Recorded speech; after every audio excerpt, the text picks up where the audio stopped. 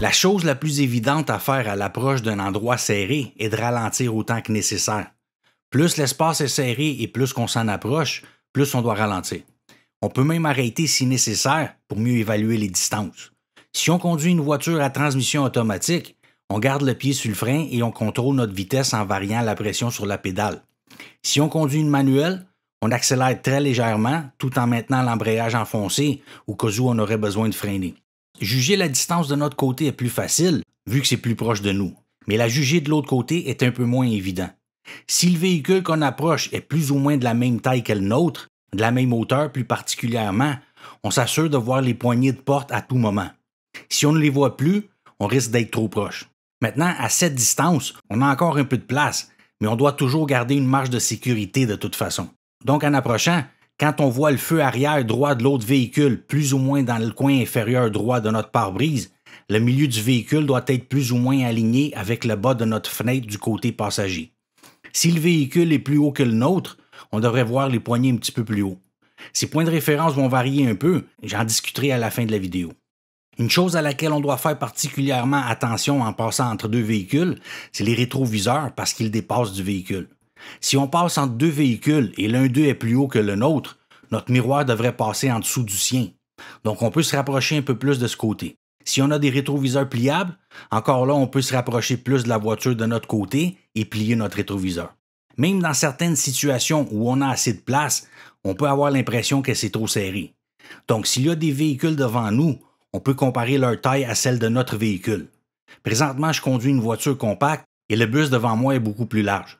Donc s'il a assez de place, j'ai assez de place aussi. Maintenant, ce qu'il me reste à faire est de me centrer le plus possible entre les deux véhicules et je devrais pouvoir passer sans problème. S'il n'y avait personne devant moi, j'aurais pu vérifier si le camion à ma gauche ne déborde pas de sa voie, ce qui est le cas, même s'il est très proche de la ligne jaune, et je peux imaginer si la voiture stationnée à ma droite, qui est plus ou moins de la même taille que la mienne, entrerait dans cet espace pour me donner une idée.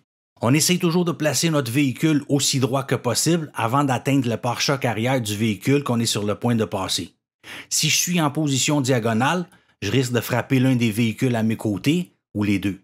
Dans les situations où on croise un véhicule autour duquel il risque d'y avoir du mouvement, on doit tenir compte que quelqu'un pourrait surgir de derrière à tout moment. Et comme c'est un espace restreint, on aura très peu de temps pour réagir. Donc on balaye visuellement l'espace alentour du véhicule et on se doit d'être prêt à freiner à tout moment. Une autre situation dans laquelle on aura très peu de temps pour réagir est si quelqu'un ouvre une porte. Donc avant de passer à côté, on vérifie s'il y a quelqu'un dans le véhicule. Dans une situation comme celle-ci, si on n'est pas sûr d'avoir assez de place, on attend derrière tout simplement. La lumière est rouge de toute façon, donc personne à l'arrière n'a besoin de ces quelques mètres en avant. Même si on conduit dans un endroit où il est permis de tourner à droite au feu rouge et que les personnes derrière nous veulent le faire, tourner à droite à la rouge n'est pas une obligation, c'est une option. Donc rien ne nous oblige à essayer de nous glisser dans cet espace. En roulant, si on voit une situation devant et qu'on n'est pas sûr si on a assez de place et on est sur une rue à plusieurs voies, on est proactif. On change de voie si possible, problème résolu. Si on approche d'une situation où il est évident qu'il n'y a pas de place du tout, comme ici, ou qu'on n'en est pas sûr, si on a l'option de tourner, on tourne aussitôt que possible et on fait un détour pour se rendre où on doit aller. Pour terminer, avec la conduite, comme avec quoi que ce soit dans la vie, on devient meilleur avec l'expérience. Mais l'une des choses qui risque de prendre un peu plus de temps est la capacité de juger les distances par rapport aux véhicules et obstacles proches sur les côtés ou devant et derrière. Malheureusement, il n'y a pas de pilule magique pour ça.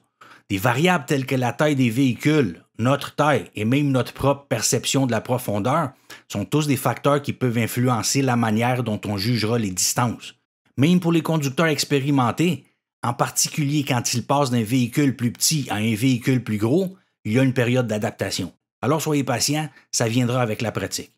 Utilisez les références que j'ai indiquées comme point de départ et essayez de vous arrêter à côté de véhicules de différentes tailles dans un endroit où vous pouvez le faire, toujours en vous assurant de garder une distance sécuritaire, puis sortez du véhicule pour vous faire une idée de la distance. Comme j'ai mentionné plus tôt et que je mentionne souvent dans mes vidéos, les points de référence vont varier. Une personne très petite peut voir ceci, pendant qu'une personne très grande peut voir ça, tout en étant les deux à la même distance de l'autre véhicule. Donc, pratiquez pour déterminer ce qui fonctionne pour vous.